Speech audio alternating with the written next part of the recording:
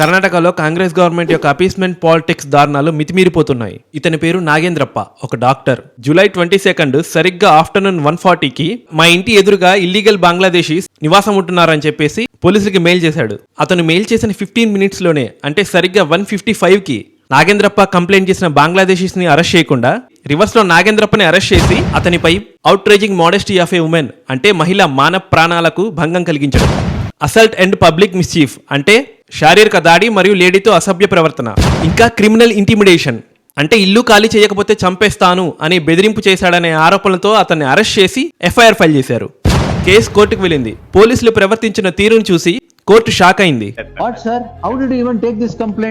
Doctor complaint ఇచ్చిన 15 minutes లోనే ఏ enquiry లేకుండా రివర్స్ డాక్టర్ పైన ఎలా కేసులు పెడతారని కోర్టు ప్రశ్నించింది. ఇల్లీగల్ గా దేశంలో ఉంటున్న విదేశీయులను వదిలేసి దేశ పౌరుని ఎలా అరెస్ట్ చేస్తారు, అది కూడా ఎటువంటి ప్రైమ్ ఎవిడెన్స్ లేకుండా, లేడీ పైన ఎటువంటి గాయాలు లేకుండా ఒక డాక్టర్ పైన తీవ్రమైన సెక్షన్స్ తో కేసులు పెట్టడం అధికార దుర్వినియోగం, ఇంకా దేశ భద్రతకి ముప్పని పోలీసులపై మండిపడింది. This is why these illegal immigrants stay on. Correct.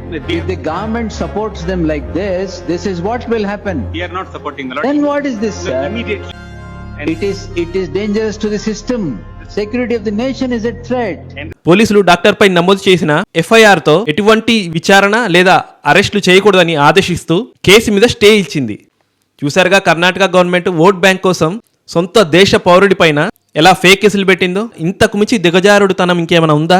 పోలీసులు ఇంకా గవర్నమెంట్ తీరుపైన మీ అభిప్రాయాన్ని కామెంట్ చేసి చెప్పండి.